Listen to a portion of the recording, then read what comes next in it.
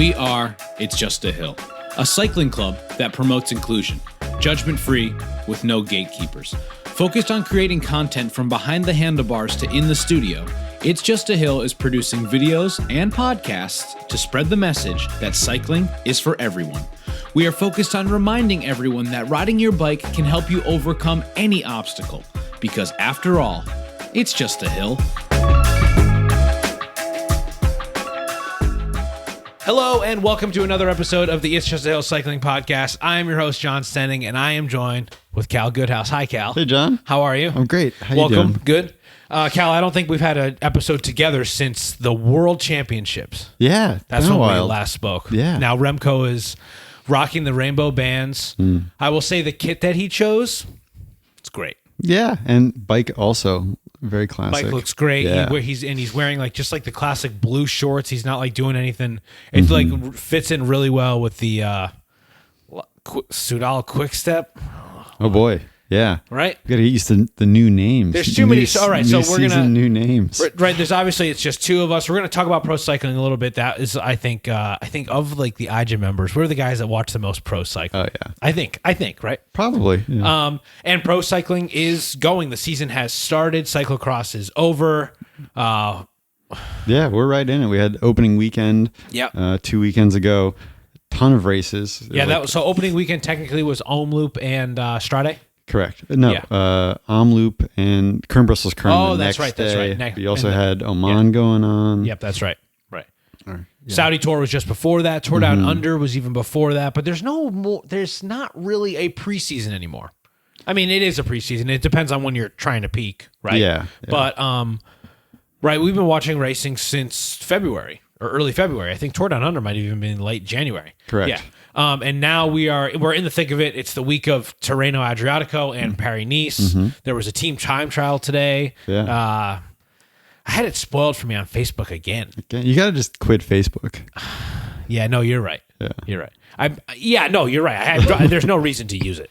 But yeah, I unfollowed yet another cycling news source because even though and I guess spoilers ahead, if you're not caught up on stage 3 of Paris-Nice team time trial today, Jumbo did a pretty good job. Yeah. But also EF did a really great job. Yeah. Magnus Cort is holding overall GC right now. He is. Yeah. EF and Magnus Cort Nielsen. Okay. Yeah. Why? Why That's- the names are so confusing? The Danish names, they just. But have it's not these- just them because I hate to go off on a tangent right away about names because I want to talk about cycling team names a little bit too. But so Magnus Cort, he's always been Magnus Cort, and now they're billing him as Magnus Cort Nielsen. The commentators will call him Magnus Cort. I've been watching a lot of this cycling live, and.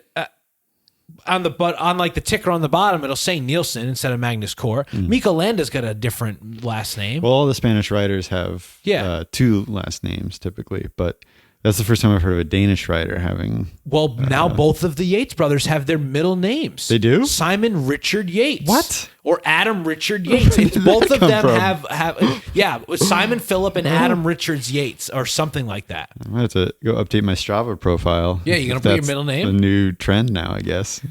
It's wild. It's all over the place. And if that isn't confusing enough, the sponsorships seem to be more incestual than ever, and they're constantly just flopping, right? So earlier we were talking about Quickstep. Quickstep Soudal? Yes, or Soudal Quickstep. Yes. Right? And so but Soudal used to be Destiny Soudal, and Quickstep used to be Alpha Vinyl, but now Alpecin is... Alpecin went to Koenig? Yeah. Alpecin to Koenig? To Koenig. Yeah, it's bad. A lot of hopping around. And for they're all just sponsors. brands. They're all just Bora Hansgrohe makes faucets. Yeah. Yeah, it's terrible names.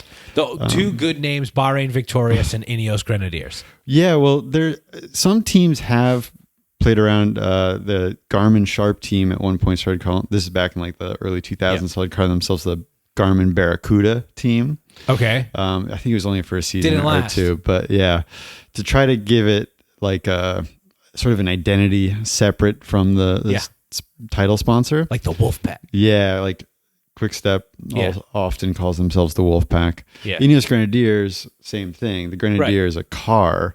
Oh, it is? Yeah. Oh, I just thought it was like a cool word. No, like it's a fucking huge like Hummer type car. Oh. Yeah, made by Jim Radcliffe or one of his companies. Yeah. So Jim Radcliffe, if people don't know, is the billionaire who made his money off making plastics.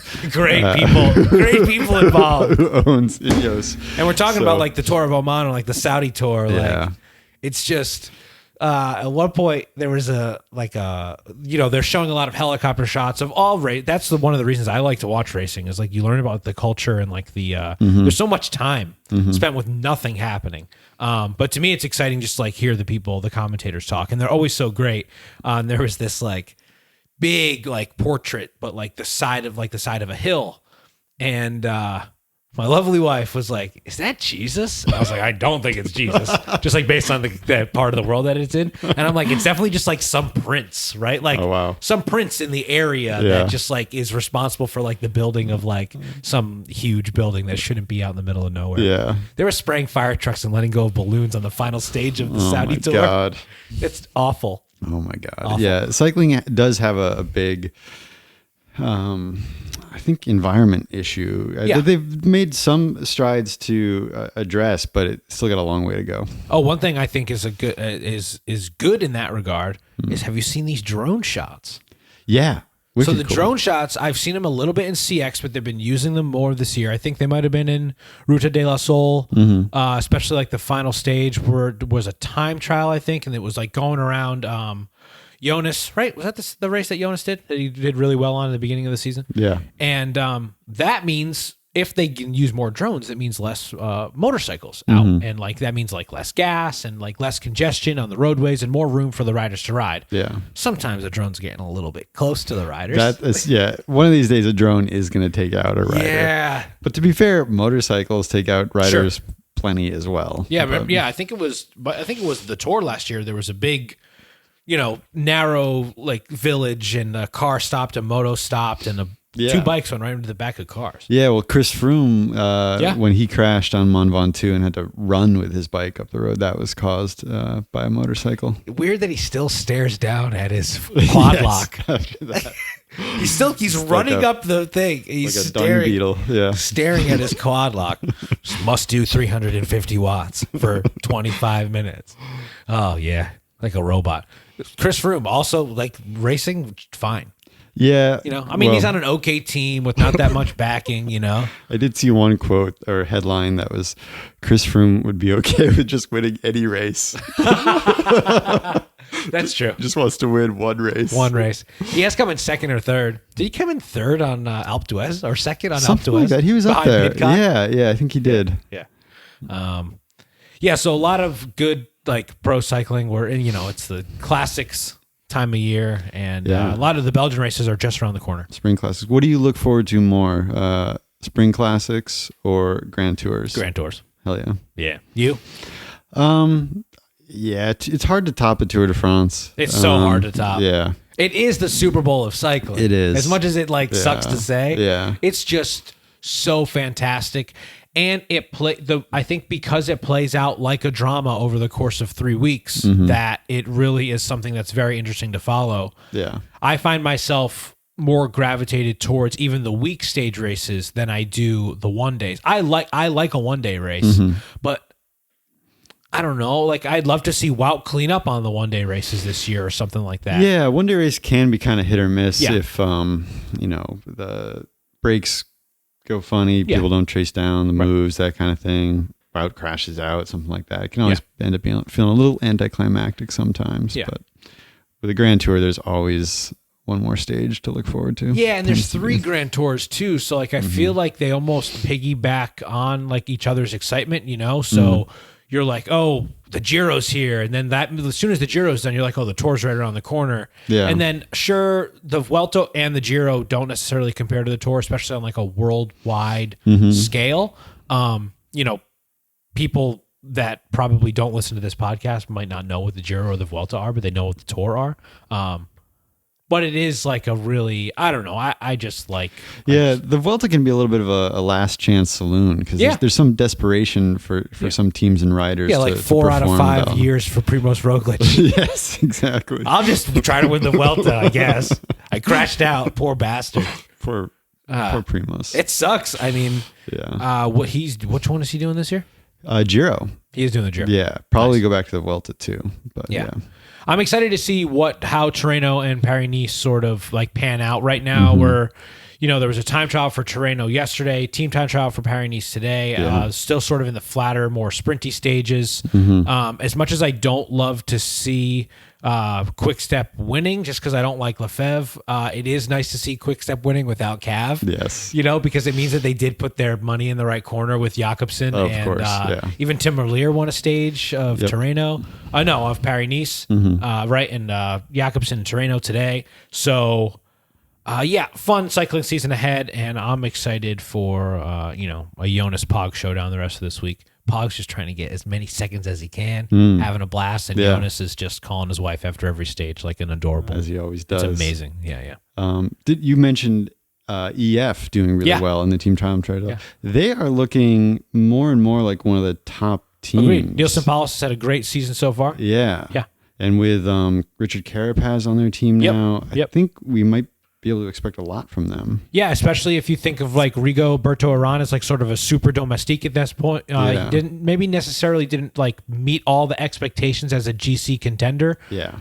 But if you can have a team like that, like if you can send like Magnus Kort and or Nielsen Paulus to a race with Carapaz and Rigoberto Aran, that's a strong huge squad. Team. Yeah, they've always kind of been Stefan Bissinger. Yeah, they've always been like one of the most charismatic teams out there. A lot of personality. Best kit. But they're definitely best kit. Best kit. But they're never quite at the level of Jumbo or Quick Step or Ineos. But so maybe this year they'll come good. Yeah, I would love to see that myself. Who else is on that team? Stefan Kung, right? Yep. Yeah, it's a good team. Absolutely. And they have those new time trial helmets from on Uno X today. Did you see them? I did not. They're made by Sweet Protection, and they're just the wildest ones yet. It looks like the top of like a Tic Tac box or something. It's getting out of control. Yeah, the Aero helmets are getting wild. Ones that look like balaclavas, like they're just like they have like a cowl attached to it, a head sock, attached to the helmet. Something straight out of Spaceballs or some sort of like Star Wars knockoff. All right, well, we're gonna do something a little bit different. Yeah. You are gonna interview me. Yeah, we're flipping things around here. We're flipping the script here on the podcast. And now that we've moved on from pro cycling, you're going to ask me some questions. This was not my idea, even though I'm not against it whatsoever. Yeah, well, but I didn't want to think this was like, I don't want anyone to think it comes from vanity. No, I asked John to do this because, I've known you for about 2 years now. Yeah.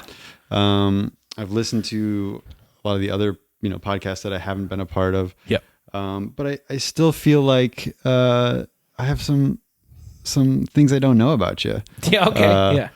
And actually, I went back and in preparation for this, listened to the first ever IJAH pod. Oh, really? Yeah. What was What was that? What was you guys just talked us about? Sitting around at Brian's house. Yeah, you talked about like your first bikes, how you got into cycling, and well, this isn't my first question. I don't want to. No, skip it's okay. my You don't have one, there's not like a limit on how many questions you can ask me. Yeah, we'll get to it. So, but before that, I think the listeners might not know you as what you're not doing when you're not talking about bikes, when you're not out there riding. So who are you? Like, how would you describe yourself? Oh, well, I like to consider myself a Renaissance man because I like to think that I do a lot of different things. Yeah. So outside of cycling, even though honestly, like, even though when I'm not on my bike, I spend a lot of time thinking about bikes. Of course. And I spend a lot of time thinking about like the club. And I'm not trying to like pat myself on the back, but like sometimes it feels like a full-time job. Like, putting out the podcast and like trying to do things for Instagram and like running group rides and like keeping the brand out there. Like I feel good about how it's grown. But more than that, it's like I feel like I don't see myself as just like someone that's obsessed with bikes, even though I feel like other people might see me that way. I direct videos. Like I know like this is a video. Like I direct videos for a living. I direct mostly commercials and some music videos.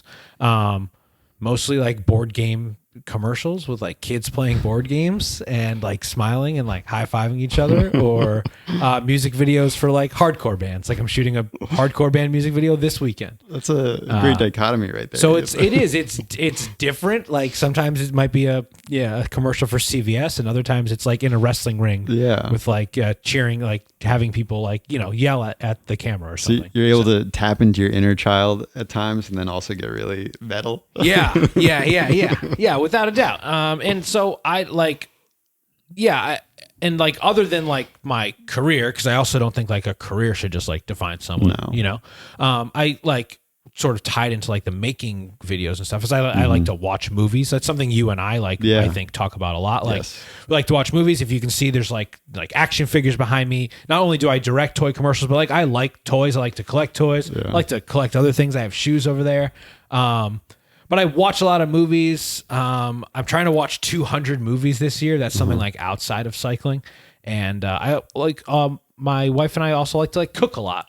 She's sort of like the lead in the kitchen, but like I'd like to think of myself as like a fairly incompetent sous chef, if you will. Yeah. So if you're gonna have like a Sunday where you didn't get to ride your bike, what would that look like? Would that just be? Oh God, a Sunday where I didn't get to ride my bike.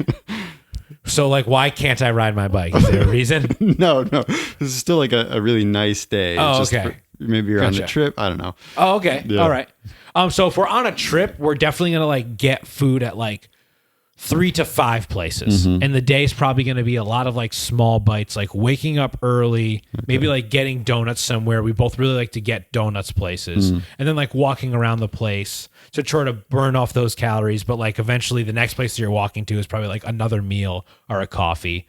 And trying to experience, like, especially if we're traveling, we like to like go to, this sounds so pretentious, go to like an art museum or something. Oh, yeah. But I think like we enjoy going to Portland, Maine. Sure. And so Portland, Maine, like it's not a big city, right? It's smaller than Providence, but you can like walk around it easily and like get donuts and then like go to the art museum and then like walk like along the boardwalk or whatever. And but honestly, if I'm not riding my bike, I'm probably not in a good headspace.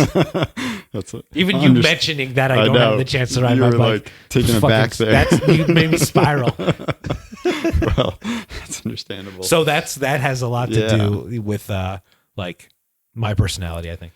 So sort of getting into that connection that you have with the bike. Yeah. Like I said, on that first podcast, you talked about how I think your parents maybe bought you and Jocelyn mountain bikes. Wow. Yes. You remember. That is exactly what happened. Yeah.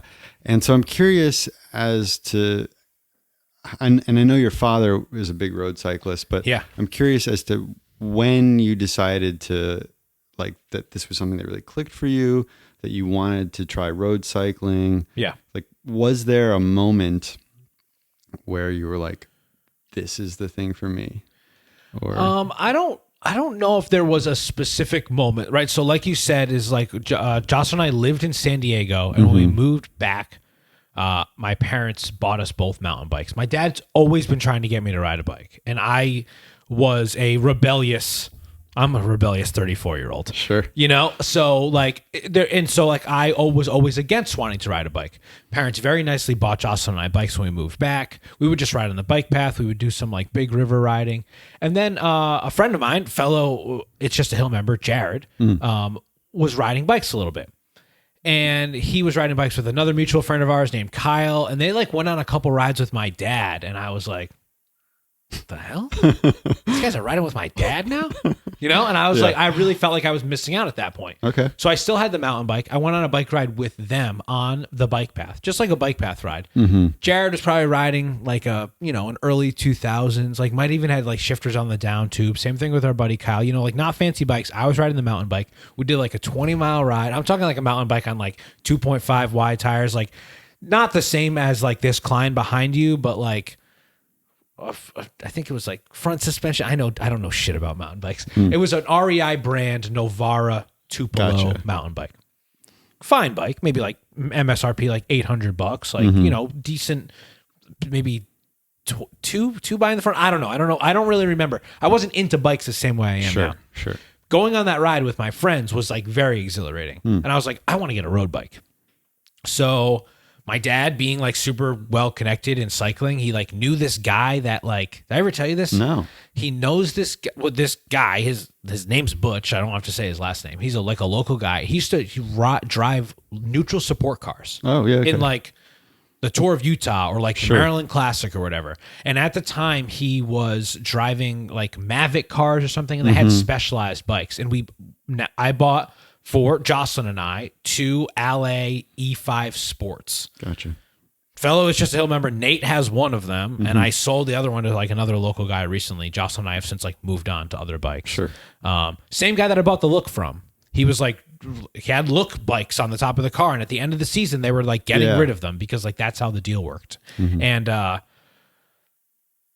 between getting that bike and then going on my first Century, which I think is like, I guess would be like the final part of this like eureka moment. But even though I don't think it was one moment, I remember doing a Century from this guy, Brad Pilkey's house. Great local guy. Don't ride with him enough. He lives on the other side of the bay, which, you know, is like very far in Rhode Island terms.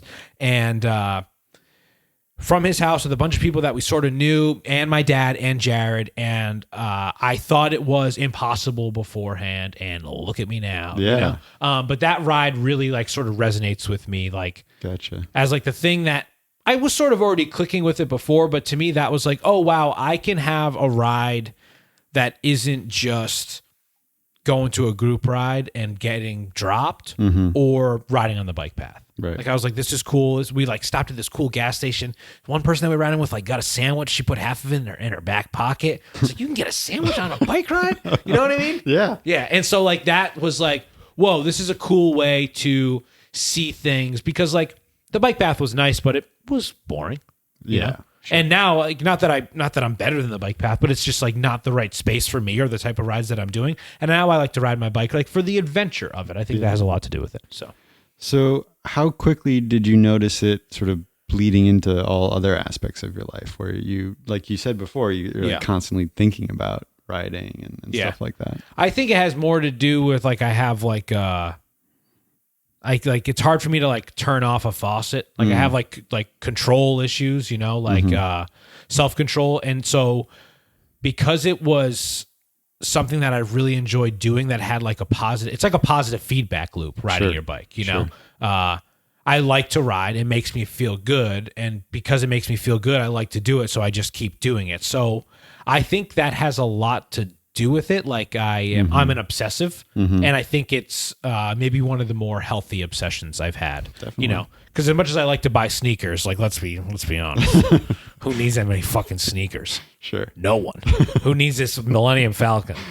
No one needs to ride their bike as much. I want one of those. But. Yeah, that's awesome. A dumpster find. Yeah, yeah. And so along those same lines, did your sense of self change pretty quickly? Like, did you have, I don't want to call it like any kind of like imposter syndrome or anything like that, about like, when did you like start to consider yourself a cyclist? And like, I don't know if I even still consider myself a cyclist. Yeah. And I don't know if my sense of, this is an interesting question, right? So you did share the questions beforehand. I don't know if that's breaking kayfabe to say, but I think that's just a good interviewer, right? You're presenting me with the questions beforehand, and my response to this is like, I feel like my personal sense of identity hasn't changed, but I assume that outsiders' perception of me has changed. And to me, that's like a very important thing, is like perception, because like perception is reality. So to me, I'm just like, I wanted to say I'm just like the same idiot I was when I was 18, but I'm not. I feel like I've matured in a lot of ways, you know, and like I've gone through a lot of changes because of cycling. But there was definitely a time in my life where like I would never, like I said, I would rebelled against like my dad suggesting to go on a bike ride. Like I would never dare to like wear tight clothing, like let alone wear it in public, like clip-clopping into a coffee shop. Right. Like, hey, can I get an Americano and a donut? You know, like in tight clothes. And like, yeah. Like, oh, you took your hat off, so you think you look, I mean, you took your helmet off and left it with your bike, so you think you look a little bit more normal in the coffee shop. But no, like, but I don't know if my own sense of identity has changed at all, really, because I don't know. I I don't know. That's a tough question. Yeah. Yeah. Well, I found that interesting because, like, for me, I was a bit younger when I got into cycling, and I really sort of, I think, needed cycling as something to shape my identity around, to kind of like give me direction outside of work and stuff like that, and things. But I don't know. It sounds like you kind of have a good sense of. To my detriment, I am almost too confident, like sometimes, and I do think I'm confident in my own sense of self. Even though I'm not confident in like a lot of other things, or my confidence like weighs, I think my sense of self is like pretty confident. And so, yeah, I don't know. Like, I'm sure people think of me as like this guy that like rides his bike all the time now. And I think some people that might have known me like in my past life might say that like, oh, John's different now because he rides his bike. But like, I'm not that different. Like, I still like Star Wars just as much as I did. I still smoke weed all the time. If you think that like because I ride my bike, I don't smoke weed anymore because we haven't talked since I was 20, then you're wrong. Like, you're just wrong. But I just like cycling found its way into my life. Like, I continue to be, someone that likes that like is passionate about making videos and like watching movies and like making videos, and like cycling has become this thing that has like helped me find friends. I think like, to me, that's, I don't know, like I like that cycling has helped me find like-minded people like yourself. And I've always sort of like searched for a community like that. Like, I did stand-up comedy for like 8 years, and I found a good sense of community doing comedy. When I lived out in San Diego, I had a lot of friends, like some people that I would consider like lifelong friends. I might not talk to them as much anymore. So right now I talk to these people that I ride my bike with. And that's like the community that I'm in. Like, I was doing comedy like 6 nights a week. When I say I get into something, I like get into it. Right now it's cycling. In 10 years, I hope it's still cycling. Yeah. Because it's healthy. Like, doing comedy, not that healthy.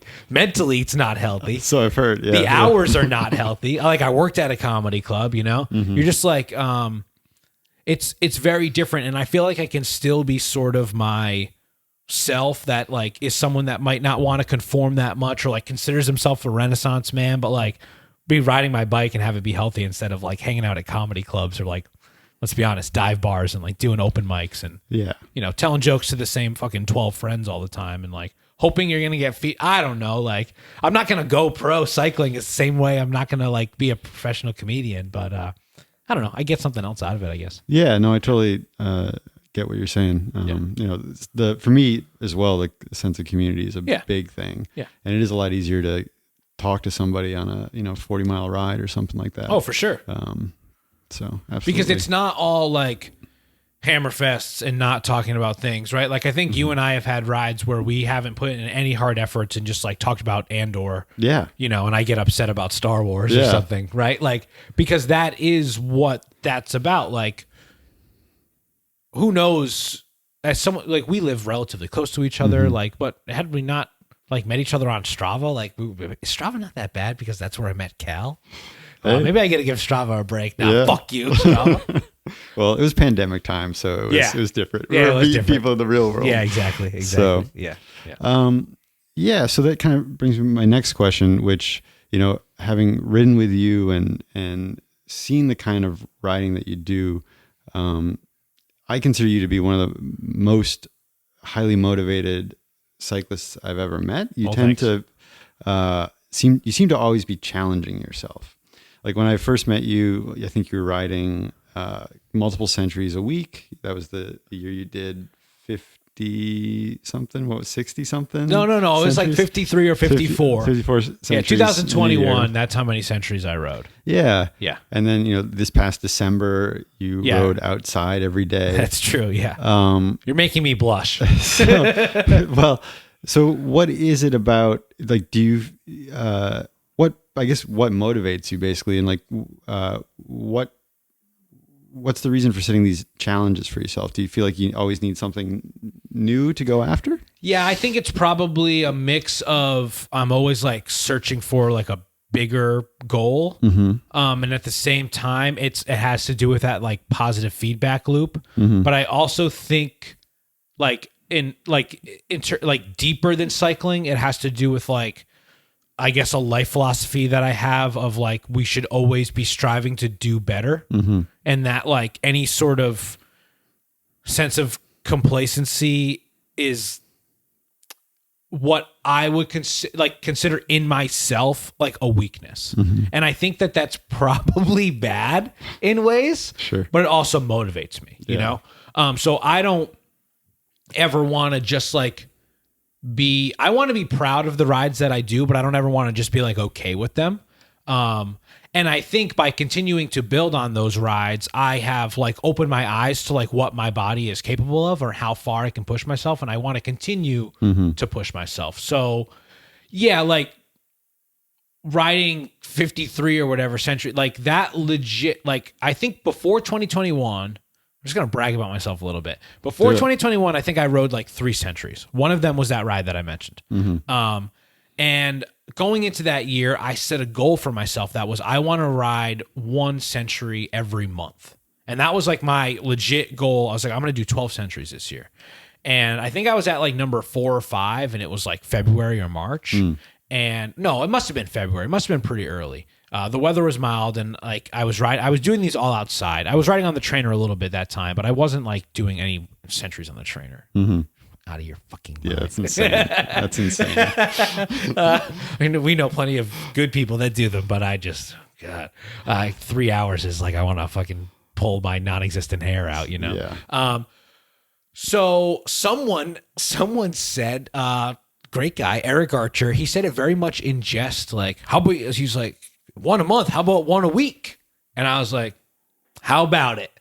And so I think it was sort of that like shock factor that also like entices me. Like I became vegetarian on a dare. Wow. When I was like 17. Wow. You know, someone was like, I bet you $100 that you can't go to Thanksgiving and not eat turkey. And I said, okay. And so I didn't. And then the stretch bet was like, I bet you want to eat meat before the year's over. They're like double or nothing or whatever. I was like, okay. And then I didn't eat meat for like 7 years.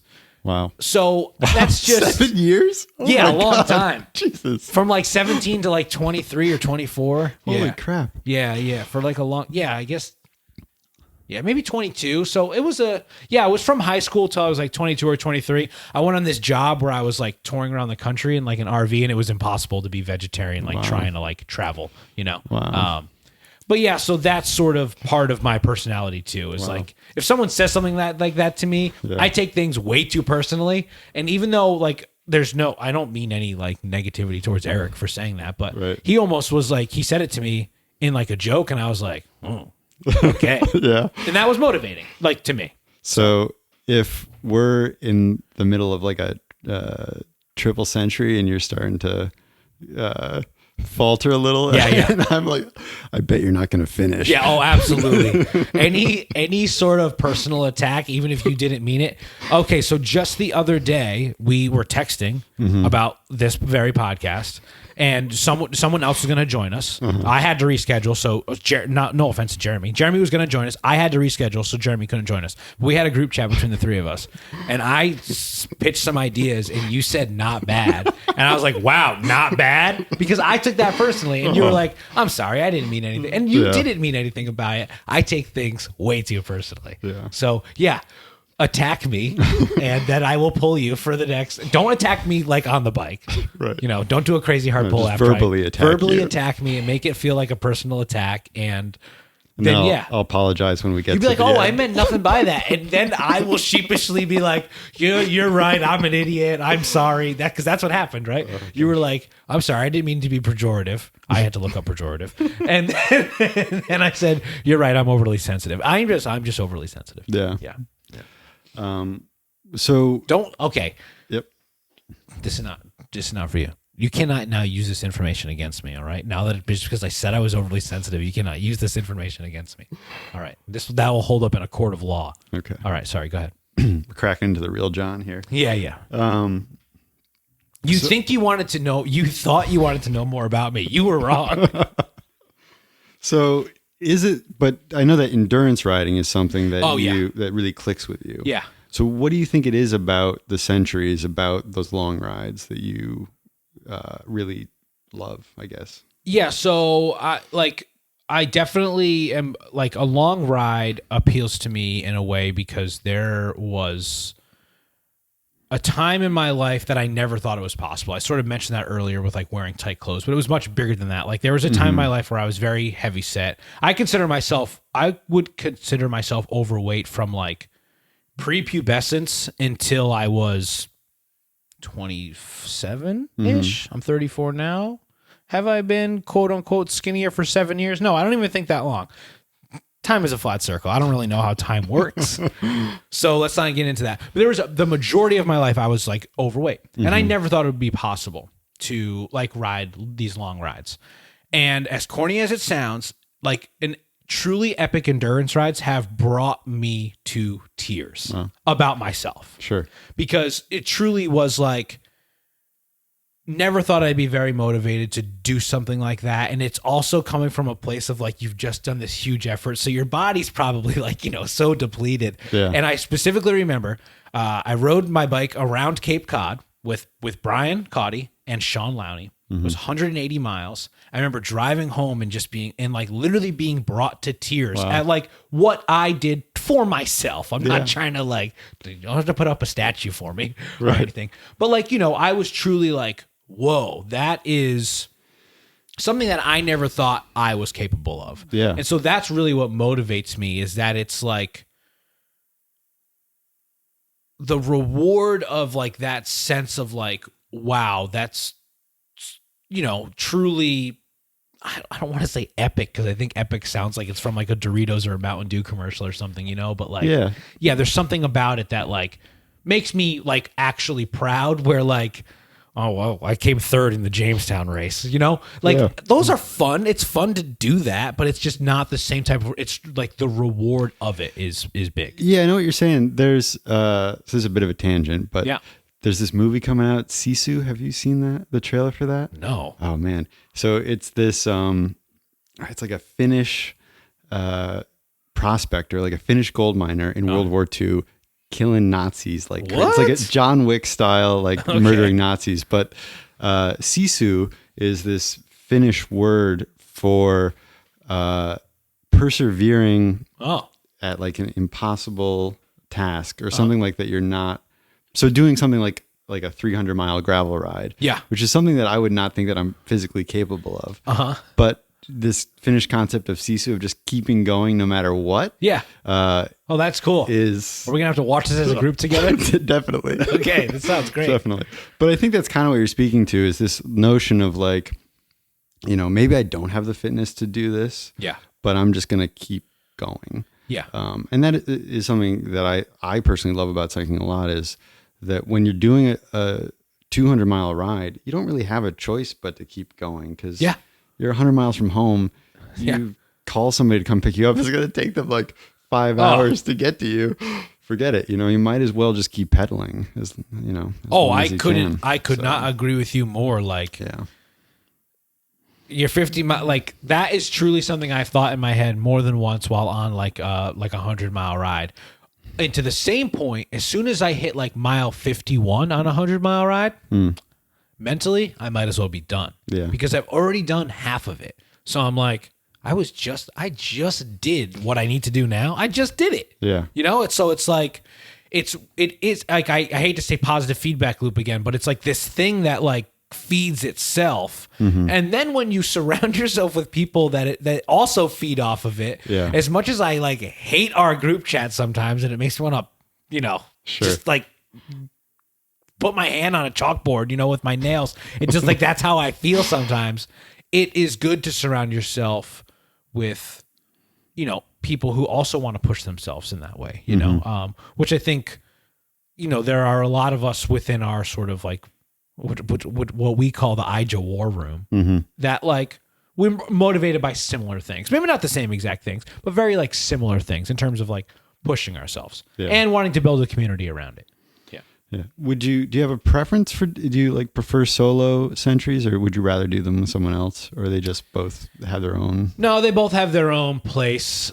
Sometimes, especially in like the the middle of the year when we're doing a lot of group rides, I cherish solo rides a lot more because I can sort of get mentally bogged down by like running group rides.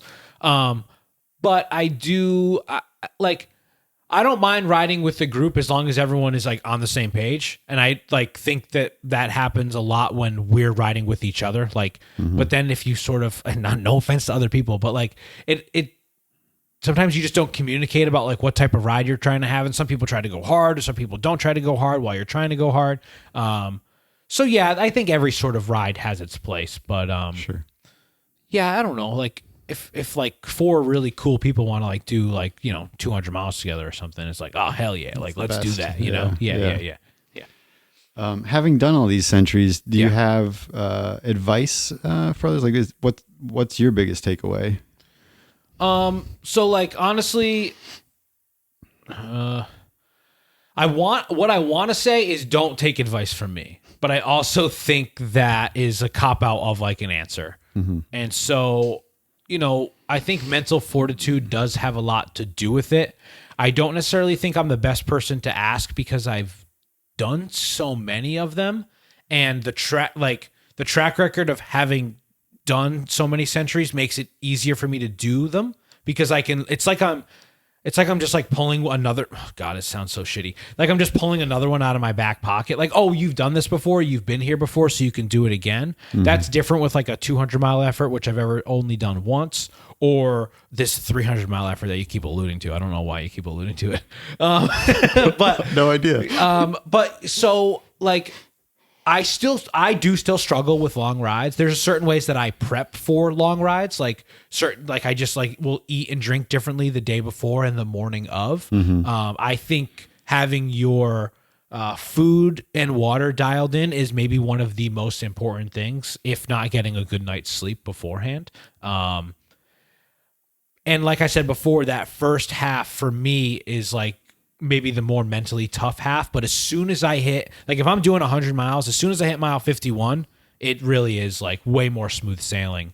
I just see it as you're reversing now instead of going forward. I don't know. It's like you're counting down instead of counting up at that point in my head mentally. Sure, that's how my head works, but I also think just like it doesn't need to be fast. It doesn't need to be like. And it doesn't even need to be 100 miles. Go out. Like if you're not someone that like rides more than 20 miles a lot, just go out and try to ride 40, just like double your numbers and then build from there. Like sometimes people, like being this, person that like co-founded this club, people ask me for advice sometimes and it is like overwhelming. Like, oh, do not ask me. I'm an idiot. I don't even know what works for me sometimes. I'm probably riding my bike too much. Like honestly, I probably ride my bike too much. But I love it. Like I do love it. It makes me feel good. Like, am I riding my bike too much to be someone that like peaks at a certain time of year for a race? Maybe. But like, I'm not going to win Nat Jog in 3 weeks, So like maybe I try to train to get there, but like, I don't know. I want to, what's up with this 300-mile ride? I want to peak then, right? Don't I? Yeah, you do. Yeah. So I'm trying to grow for September and do other little things in between. But yeah, I don't know. Just, I really truly think just ride your bike. Like who said that? Eddie Merckx or Greg LeMond? One of them was like, just ride your bike. And Merckx said ride lots. Ride lots. That's it. Was his advice. Yeah. So I know that's like an oversimplification, but I like just ride your bike. Yeah. Don't. And one thing that I did hear that has always stuck with me is keep the hard days hard and the easy days easy. Solid. I love that advice. Yeah. Yeah. So we talked about the club a little bit.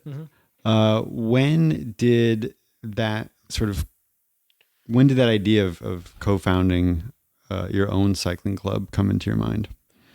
Yeah, so I guess it's been almost 3 years since the first group ride. Okay. Right? Because it wouldn't be 2 years because we met like after the club was founded.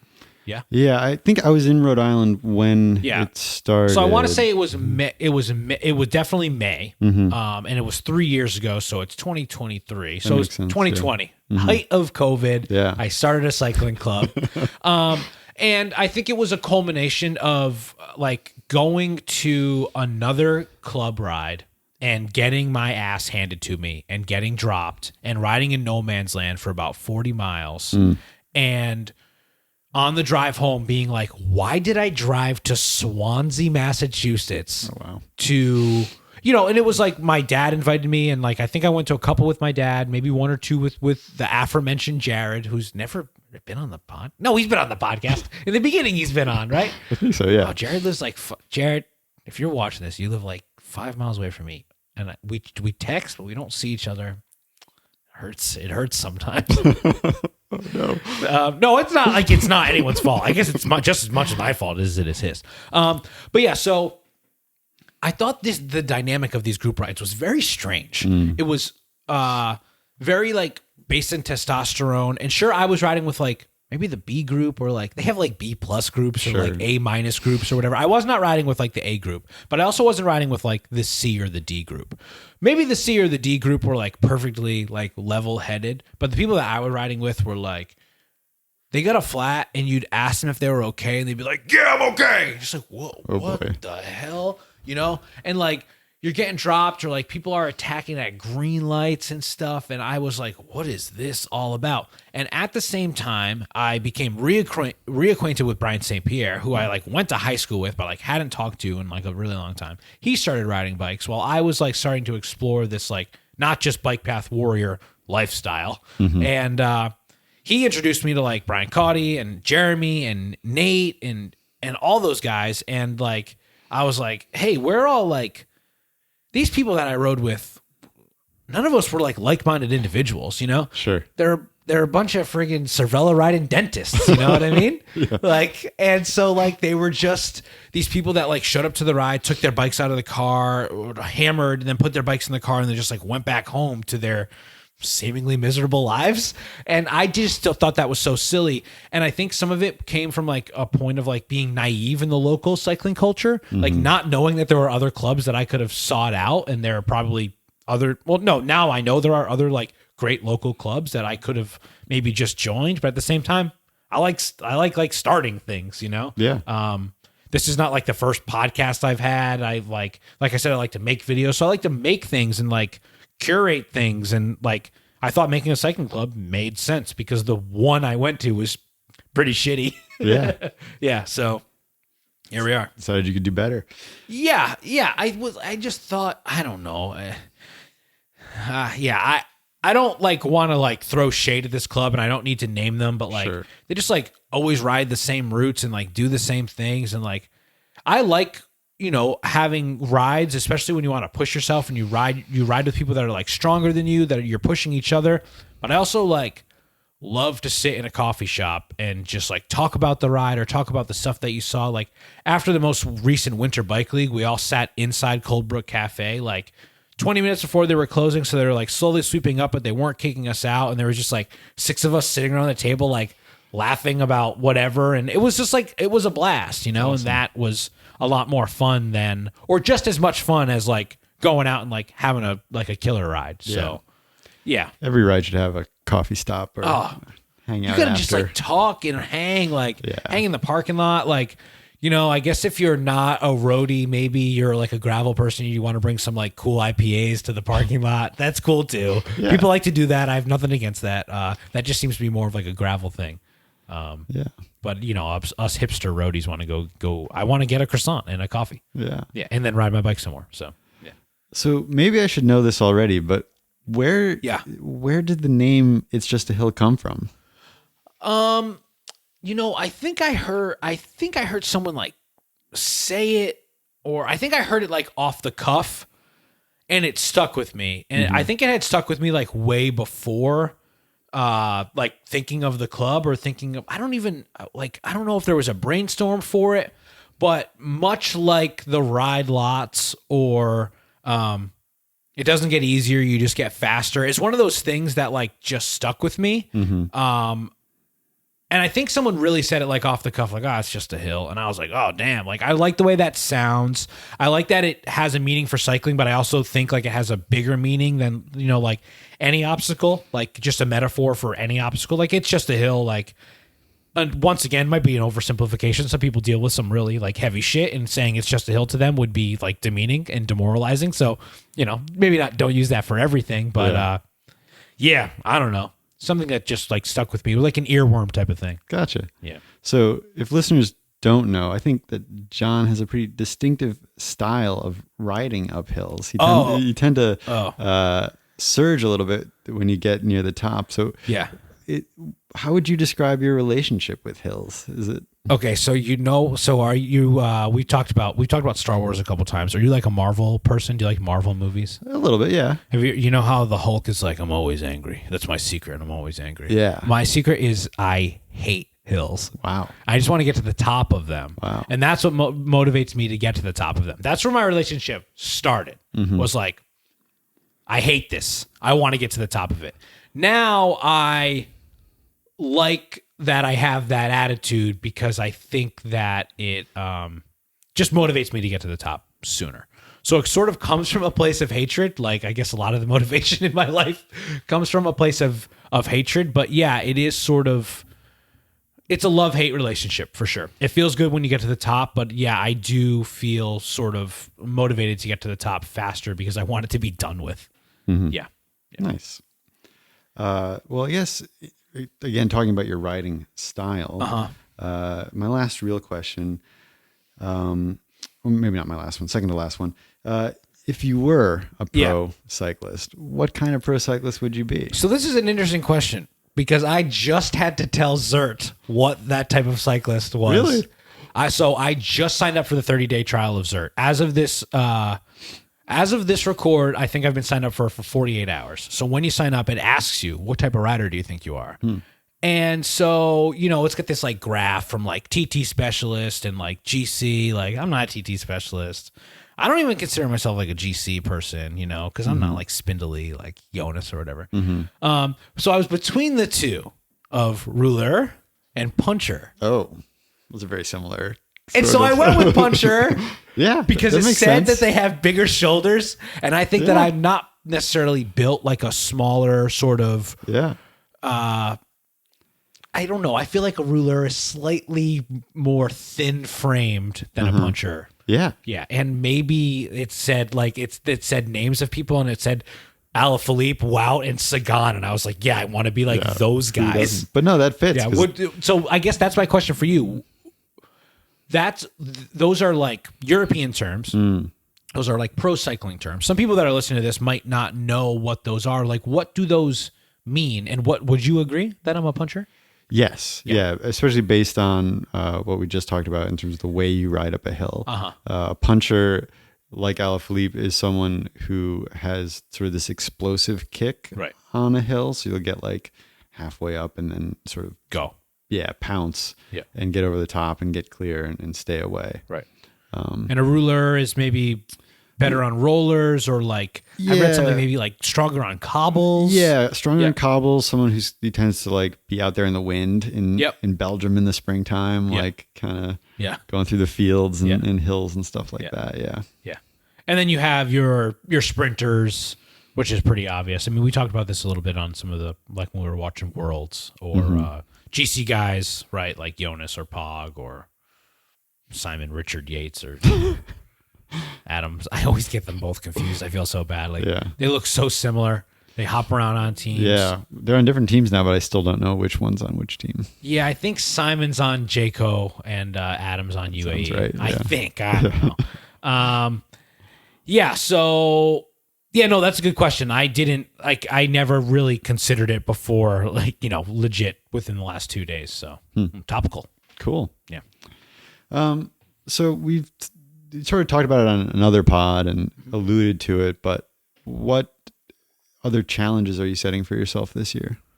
Yeah. So, I mean, not to bury the lead too much, we sort of alluded to it, but there is like a 300-mile ride on the horizon, which to me is, I mean, not only is like the biggest ride of the year or the biggest ride I've ever done, but I'm not trying to look at it as like this big event. Okay. I guess I'm just looking at it as just like another thing in my calendar for the year. Sure. And sort of my goals for the year are more what I'm looking at are like time on the bike and overall mileage. Nice. And I think by slightly upping my time and my mileage, I will be well trained for the 300-mile ride. Absolutely. That will be the biggest ride of the year. Yeah, I already said that, but I do have some other like bike, like some of us are going to go bike packing, and we're doing like Farmer's Daughter, and I'm doing Overland again and Nat Jog. But like last year, I was slightly shy of 800 hours on the bike.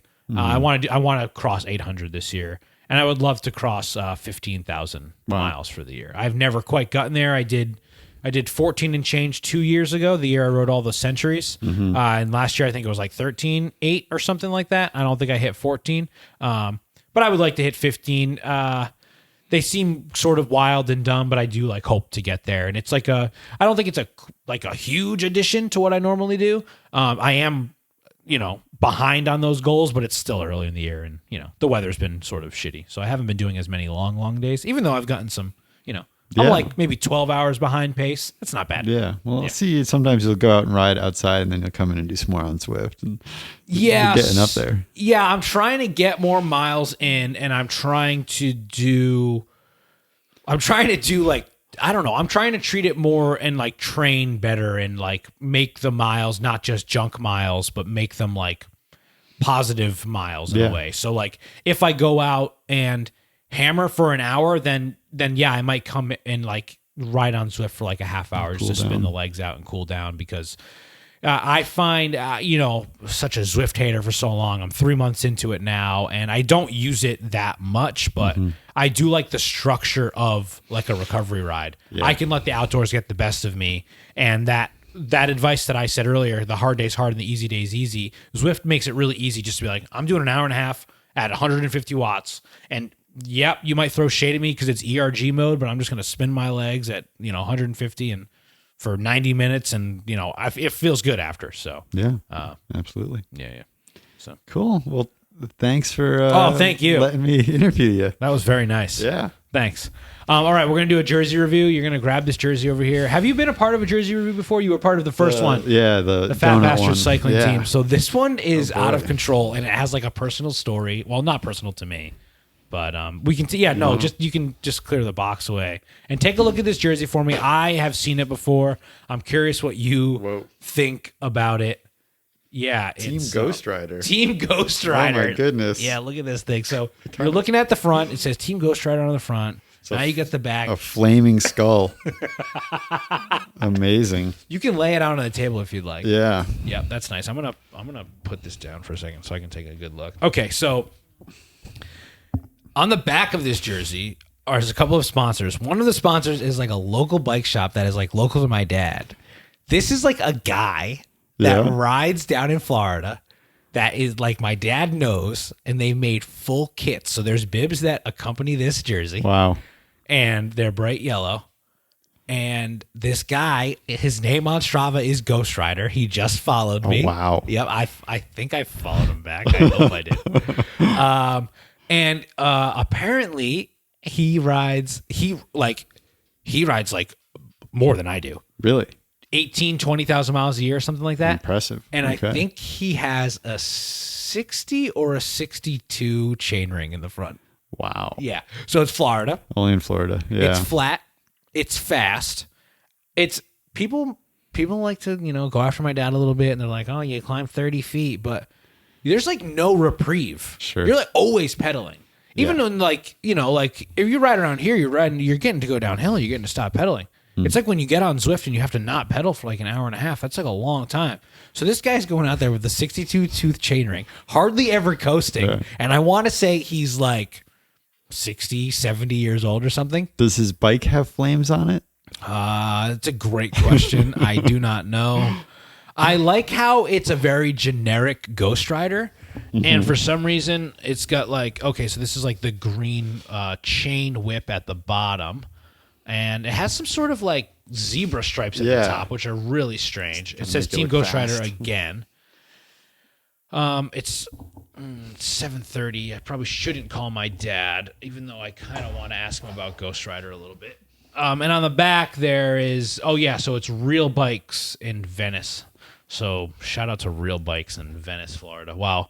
I'll be going down to Venice in just a couple weeks. BespokeKit.com, custom cycle wear. Custom cycle wear. This is not sponsored by BespokeKit.com. So, It's also some reflective bits on the middle back pocket. there is some reflective bits. Zipper. Anything in there? Nope. Imagine if there was like a stroopwafel. Damn. The pockets aren't bad actually on this thing. So the one thing that I will say is obviously it's a size too big for either of us. Yeah, big time. Neither of us are going to leave here wearing this. I do think it's similar to our last two jerseys that we have. It's more of like a club fit. Aero fit's very hot right now. Yeah. Yeah. So this might be a little bit baggy on any sort of rider. It doesn't have that many sponsors on it. Yes, it is flashy, but it is very much like, it's straight to its brand.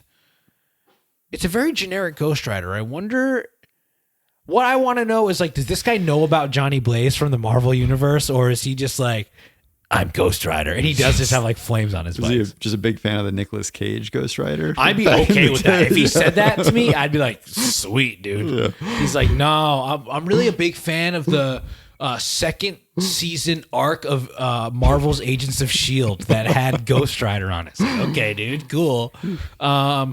But yeah, I don't know. I don't remember how we normally rank jerseys. Is it 0 through 5? I can't recall. This one, I'm going to give a solid 2.5. I think it does what it's trying to do okay, but I do also think it's like pretty ugly. Yeah. I'm going to go a little higher. I'm going to give him a 3.5. Nice. Wow. Because, although the colors are offensive and it is pretty ugly, it does make me think of Nicolas Cage. Great. Yeah. And this is also a guy who's just doing his thing, doesn't give a shit what anybody else thinks of him. That's true. And, I'm going to try to pull up his Strava real quick. Has a real sense of his own identity. So. Well, let's put an over-under on how many miles Ghost Rider has so far this year. So knowing what you know about him, I sort of built up his, his... oh my gosh, I can't find it. And now I'm at a loss for words. Here he is, the Ghost Rider. So he's... Oh, wait. Maybe this isn't him. I thought he followed me. Oh, this is terrible podcast content. This isn't... this is terrible. I can't even get it to come up right now. All right, whatever. Well, hopefully you don't listen to this, Ghost Rider. I'm sorry if you do. Cal, you went 3.5? Yeah. Well, I'm giving him a 2.5. You be you, Ghost Rider. Yeah, no, you be you, Ghost Rider. I'm totally with that. Maybe it was a bad idea to just rate someone's personal jersey. But I do think it's an interesting jersey, and I'm pumped to hang it up on the wall with the rest of them because it is a pretty sick design. I think it could be improved by getting, I don't know, they love their high vis down in Florida. Yeah, I mean, there's nothing wrong with being high vis. Safety first. Yeah, it's ugly though. It is. It's not a great yellow. It could be better. But yeah, hey. So here's to Ghost Rider. And yeah, I guess that's about it.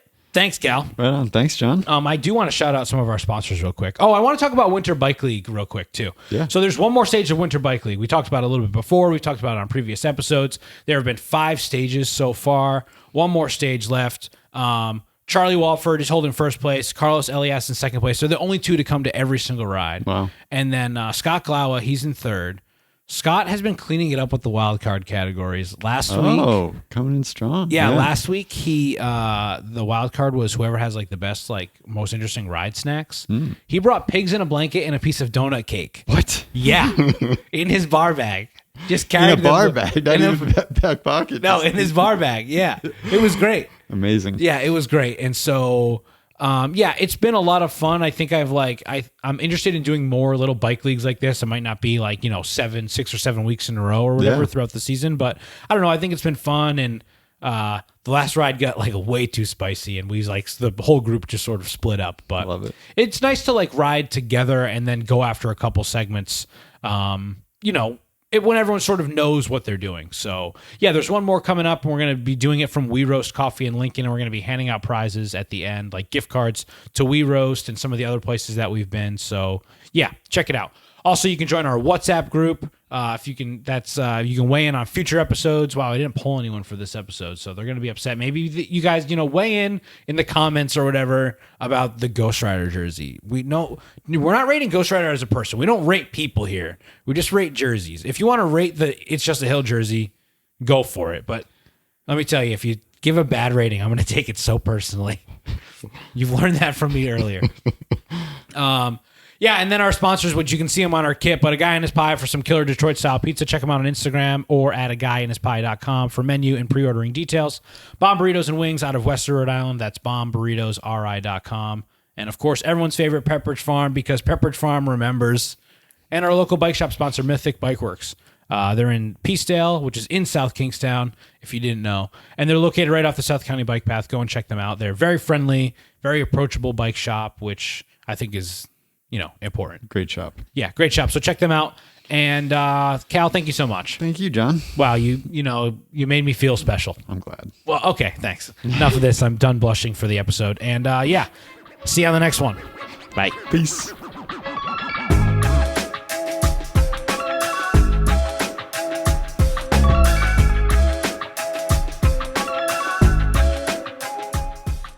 Decaf left, regular right. Decaf left, regular right. It's very challenging work.